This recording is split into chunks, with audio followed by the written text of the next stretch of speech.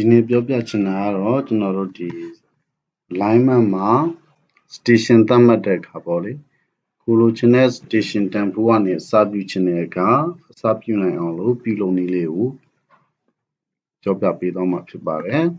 အဲဒီတော့ကျွန်တော်ဒီမှာ polyline တစ်ခုရှိတယ်တစ်ခုနဲ့တစ်ခု copy ဖွားယူထားတာဖြစ်တယ်အဲဒီတော့ဒီမှာပထမဆုံးဘဝတစ်ခုကိုalignment ဖန်တီးလိုက်မယ်အဲဒါဆိုတော့ alignment ဖန်တီးဖို့ဆိုရင် polyline ရှိပြီးသားဖြစ်တဲ့အတွက် create alignment from object ကနေပြီးတော့ကျွန်တော်တို့ဖန်တီးနိုင်မယ်အဲဆိုတော့ create alignment from object ကိုနှိပ်ပြီးတော့ alignment ဖန်တီးလိုက်မယ်အဲဆိုတော့ select ပေးပြီးတဲ့အချိန်မှာ enter ခောက်လိုက်ရုံပဲဒါဆိုရင်ဒီလို direction နဲ့ပြတဲ့မြားလေးပေါ်လာမယ်အဲဒီမှာကိုက reverse လုပ်ချင်တယ်ဆိုရင်ဒီက reverse ကိုနှိပ်ပြီးတော့ပြောင်းပြန်ပြီးတော့ပြောင်းလို့ရသေးတယ်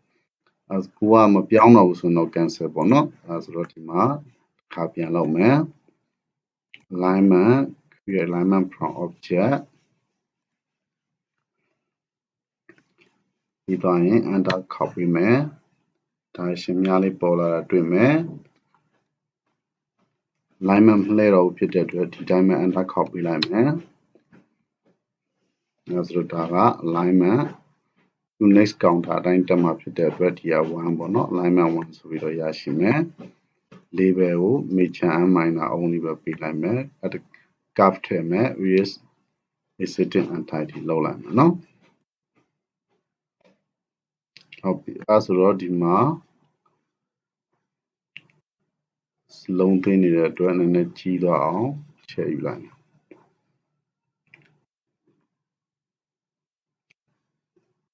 alignment label တစ်ချက်ကြည့်အောင်ဒါစိတ်နေတယ်เนาะအဲဆိုတော့ခါ major ကို100 minor ကို25လောက်ထားလိုက်မယ်တော့20ပေါ့20ထားလိုက်မယ် okay ဒါဆိုရင်0ကနေပြီးတော့ဘယ်လောက်ထိရရှိမလဲ8199 8ကီလိုကျော်ရရှိမယ်အဲဒါဆိုတော့ကျွန်တော်တို့ကတကယ်လို့များတာဒီသူရှိမှာ project တစ်ခုရှိတယ်အဲဒါဆိုကျွန်တော်တို့ရဲ့ဒီအဆုံးသက်ကနေပြီးတော့စချင်တယ်ပေါ့ဥပမာ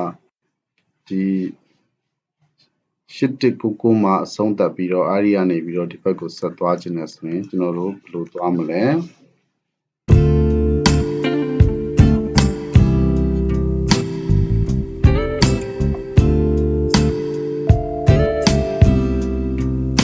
သူရဲ့ဒီ alignment property ကိုကြည့်ပြီးတော့တစ်ချက်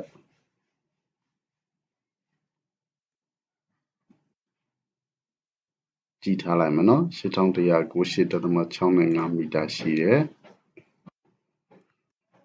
အဲဆိုဒီ alignment ကိုပဲစောနာလို့ပြန်ပြီးတော့သတ်မှတ်ကြည့်အောင်။အဲဆိုတော့ alignment create alignment from object ယူပြီးတော့ဒီဘက်ဆွန်းကို click လိုက်မယ်ဒီတစ်ခါကျ reverse အသုံးပြုမယ်နော်။မြားပြောင်းပြန်ဖြစ်နေအဲဆိုကျွန်တော်ဒီက reverse r enter ဆိုပြီးတော့ခေါ်လိုက်မယ်။ဒါဆိုရင်ဒီကနေပဲပြန်စသွားမယ်alignment 2အနေနဲ့ရရှိမယ် US entity ဒီစောနာ specification တိုင်းပဲထားမယ် okay ပြီးရင်ဒီက style လေးတစ်ချက်ပြင်ပေးလိုက်မယ် edit label crew မှ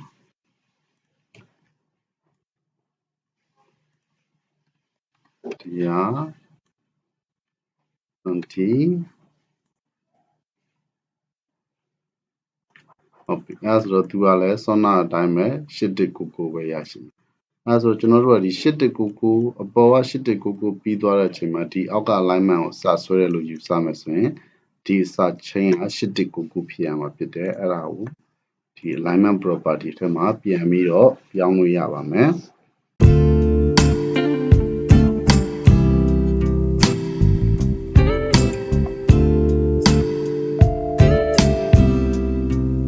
ဒီ station တန်ဖိုးပြောင်းလဲလိုက်ရင်ကျွန်တော်ဒီနောက်ကတန်ဖိုးလေးတွေပါလိုက်ပါပြောင်းလဲသွားမှာဖြစ်တယ်အဲဒါဆိုကျွန်တော်တို့ကကိုစချင်တဲ့တန်ဖိုးကိုရိုက်ထည့်ရုံပဲ8199ပေါ့နော်8199 apply okay အဲဆိုရင်ဒီမှာ8199ကနေစပြီးတော့8300 နောက်ဒီဘက်16ပေါင်း398 size ပြန်နှစ်ဆသာပြောင်းလဲသွားမှာဖြစ်တယ် alignment property မှာတစ်ချက်ပြန်ကြည့်မယ်ဆိုရင်8ပေါင်း199ကနေစမယ်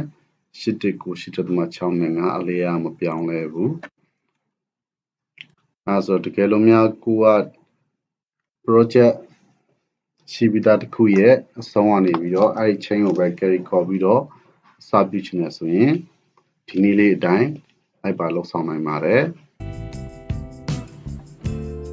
downside ဆိုရင်ကျွန်တော်ဒီလိုမျိုးကိုလိုအပ်တဲ့ပုံနဲ့ပြောင်းပြန်ဖြစ်လာတာတွေ့ရတယ်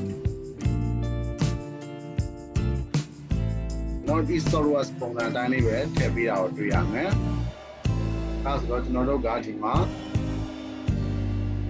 circular fillet radius က25ပါ radius ကိုမိမိပြင်ဆင်တဲ့ဆိုတော့တတ်မှတ်လို့ရတယ်ပြင်ဆင်လို့ရပါတယ်အဲ့မှာတော့ဒီက now region property primary row section now coverage and area နောက်ဆိုတော့ဒီနေရာလေးတွေကိုလည်းကျွန်တော်တို့ကဒီ main only နဲ့အစားလဲလှယ်ပေးရမယ်အဲဆိုတော့ကျွန်တော် escape ဒီဘက်ချမ်းကိုပြီးတော့ဒီ service နေထားလေးကိုတစ်ချက်ပြန်ကြည့်အောင်အဲဆိုတော့တစ်ချမ်း